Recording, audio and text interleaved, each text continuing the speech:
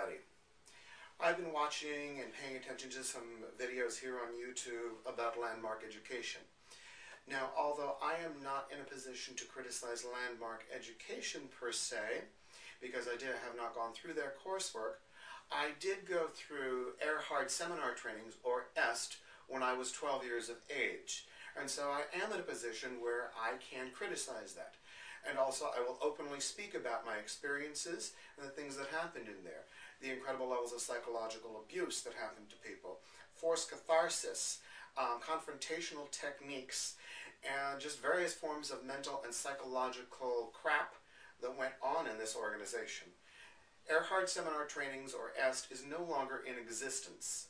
And therefore, these contracts and things that I signed at that point in time, whether they asked for confidentiality or not in regards to my experiences, are no longer valid. Once an organization goes out of business, all contracts with them about what happened there automatically become void and null. Now, even though, as I've said before, I am not in a position to criticize Landmark, I am in a position to criticize Erhard seminar trainings, or EST, created by Werner Erhard, formerly known as Jack Rosen. I'm going to state this first and foremost about my observations of Mr. Erhard.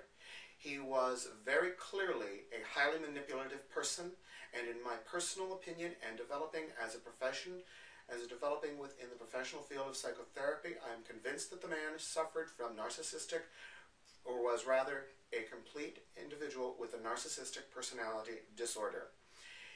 People with this level of disorder are not only manipulative, but they are cruel, and they use people left and right.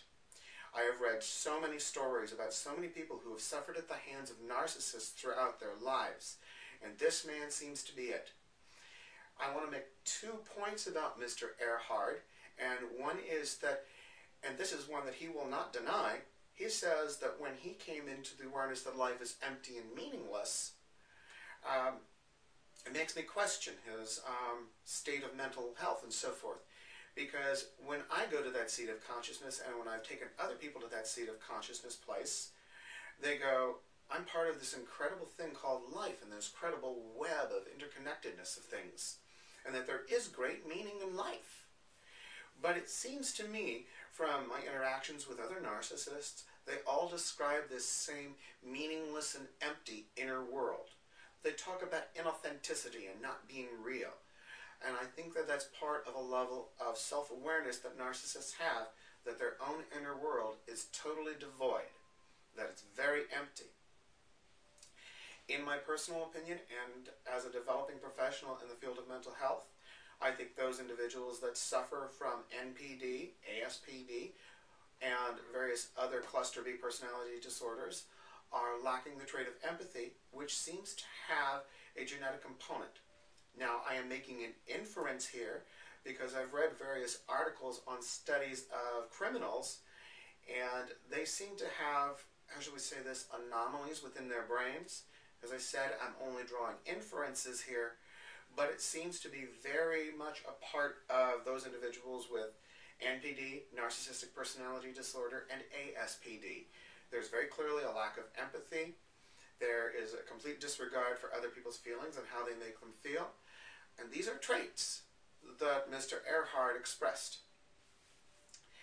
Now, I worked around him, or rather I should say, I worked in his offices, not directly, but my mother worked for him in their audiovisual library for many, many years. And I repeatedly had to go there as a young man between my parents' home when I was under joint custody of both my mother and father.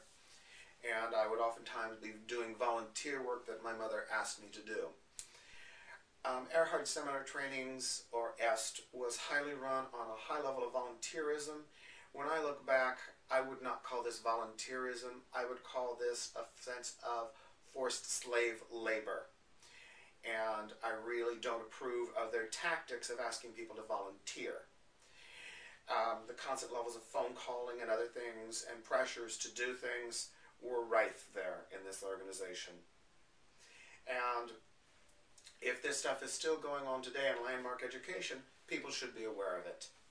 And people need to be aware of it As I said, I haven't taken a landmark. I'm not in a position to say that what's going on here is the same, but they're based upon the same teachings.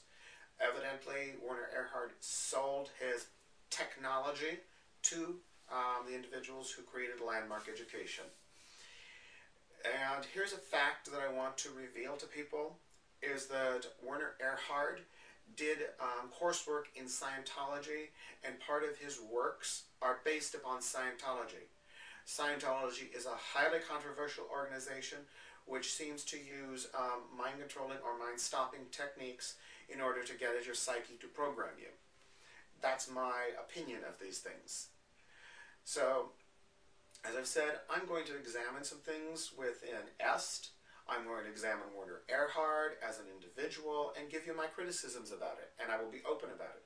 These are my opinions, observations, and reflections of this organization, how it affected my family, how it affected me, and how I think it's affected other people.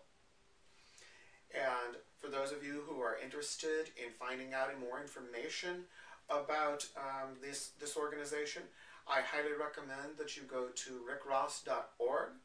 Rick Ross is a cult specialist and understands a lot about large group awareness trainings, which are very closely, how should we say this, are like second cousins to cults themselves, and that use mind control dynamics. The things that happened in there are very similar to what happened in the Berkeley Psychic Institute, which I also went through, and also many other organizations. Because when you compare these organizations and you look at things and you look at how they do things and the tactics they use, and you base it upon a standard and other things, you start to go, this seems to be a method of breaking a person down and not doing so in a way that allows a person to gently bring things down in a safe, secure space, but it seems to be doing so of ripping a person apart. And I'm going, ripping apart their ego. Group therapy does not do these things. Group therapy, AA, does not do this level of confrontation. Healthy confrontational techniques actually allow a person to think. It doesn't rip at a person. I have been around incredible individuals who know how to confront properly. I've been around good leaders. I've been around competent therapists. I've been around good group therapists, and I've been in certain group settings where I noticed that, oh, we were being confronted on certain things, but the way it was being done was healthy, respectful. It allowed me to think. It allowed me to say, I disagree with that. And these teachers or group leaders were able to respect that and understand that maybe I had a barrier, a boundary, or resistance, or wasn't ready to hear that yet. But they didn't rip at me and say, you need to let go of that.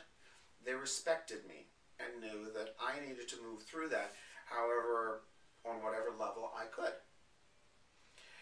The situations that I was doing that were classes for chronic pain and anxiety. I have these things as a result of a surgery that I had several years ago, which has now left me with a level of nerve pain, permanently damaged nerves, and also chronic pain also contributes to a level of low-grade anxiety which exists within the body. I personally have overcome these things with mindfulness, and I can't get rid of them. It's impossible. My body is now permanently altered because of that, and so is my brain chemistry. But a lot of good came out of that for me because I was able to utilize real techniques that actually moved me through. Not mind control dynamics, which I've been exposed to many times. As I've said, I'm going to be exposing and talking about things that happened 20 and 30 years ago. And I also consider that these experiences that I'm talking about, when I reveal to people these things, of the level of secrecy in these organizations, people need to be aware, this is what's going on here. There is a difference between secrecy and confidentiality. Confidentiality is about respecting certain levels of privacy within an individual. When an organization says what we teach here is confidential, you should run the other way. Because what they're saying there is that they're saying we're very secretive.